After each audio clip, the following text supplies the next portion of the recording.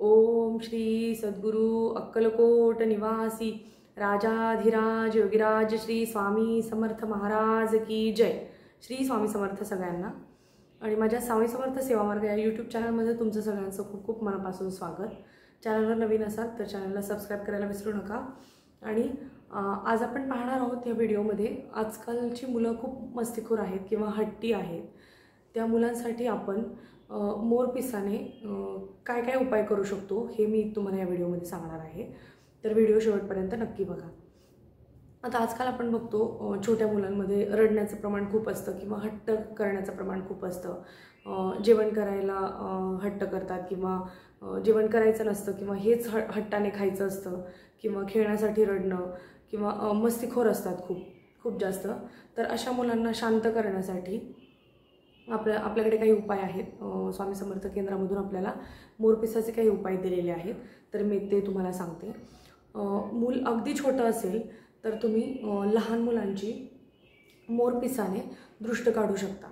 जसं मुलाच्या माथ्यापासून तर पायापर्यंत तुम्हाला हा मोरपीस 7 वेळा उतरवायचा आहे। आता माझी मुलगी एवढी छोटी आहे की ती व्हिडिओमध्ये थांबणार नाही, त्यामुळे मी तुम्हाला व्हिडिओमध्ये तिला घेऊन दाखवू नाही शकत, पण माथ्यावर मोरपीस ठेवून तो पायापर्यंत उतरवायचा आहे आणि तो उतरवताना एक मंत्र म्हणायचा आहे, तो म्हणजे ओम श्री चैतन्य गोरक्षाय नमः, ओम श्री चैतन्य गोरक्षाय नमः असा मंत्र 7 वेळा म्हणायचा आहे आणि मुलांच्या माथ्यापासून समोरून पायापर्यंत तो मोरपीस 7 वेळा उतरवायचा आहे आणि तो मंत्र म्हणायचा आहे। तर या मंत्राने जेव्हा दृष्ट काढतो तेव्हा मुलांची दृष्ट निघते, म्हणजे दृष्टदोष जातो आणि मुलं रडणं कमी करतात, रडायचे थांबतात। तसंच ज्याच्या कोणाच्या घरात अगदी छोटंसं बाळ आहे, म्हणजे नवजात बाळ आहे 1-2 महिन्यांचं किंवा जस्ट जन्मलेलं, तर त्याच्या उशाला किंवा म्हणजे डोक्याच्या साईडला तुम्ही एक मोरपीस ठेवून द्या। म्हणजे त्या मुलाला बाहेरून आलेल्या कुठल्याही दोषांची किंवा आपण सोबत घेऊन येतो आपल्यासोबत काही दोष, घरातली माणसंही, त्यांच्यापासून काही दृष्ट लागणार नाही किंवा कसली वाईट नजर त्याच्यावर पडणार नाही, म्हणून एक मोरपीस नवजात बाळाच्या डोक्याच्या साईडला तुम्ही ठेवून द्या। त्यानंतर जी मुलं थोडी मोठी आहेत पण ती खूप हट्टी आहेत किंवा खूप मस्ती करतात, त्यांच्यासाठी त्यांना शांत करण्यासाठी किंवा त्यांना थोडंसं म्हणजे मोठ्यांचं ऐकण्यासाठी, हट्टीपणा कमी करण्यासाठी आपण असा उपाय करायचा आहे की आपल्या घरामध्ये जे पंखे असतात, जे फॅन असतात, त्या फॅनला तुम्ही मोरपीस बांधायचे आहेत आणि ज्यावेळेस ते मोरपीस बांधून झाल्यानंतर म्हणजे असा पंखा आहे तर या साईडला तुम्ही मोरपीस बांधू शकता, खालच्या साईडला म्हणजे जिकडून हवा येते, तर त्या साईडला तुम्ही मोरपीस बांधा।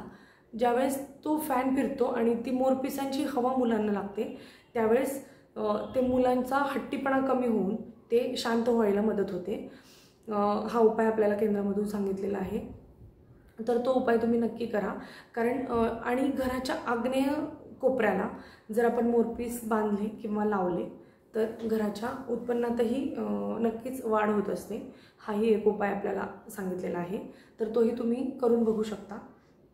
पण हट्टी मुलांसाठी हा उपाय हा 100% उपयुक्त आहे, कारण रडणारं बाळही थांबतं। कारण मी स्वतः माझ्या मुलीवर हा अनुभव घेतलेला आहे आणि रोज मीही तिची 7 वेळा मोरपिसांनी दृष्ट काढते।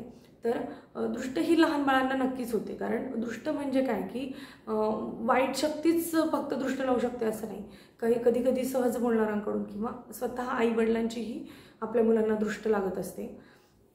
म्हणून मुलांची रोज दृष्ट काढणं गरजेचं असतं। जसे आपण मिठाने काढतो किंवा आईच्या केसांनीही आपण दृष्ट काढतो तसं, पण मोरपिसाने जी दृष्ट काढलेली असते ती खूप म्हणजे खूप इफेक्टिव्ह आहे।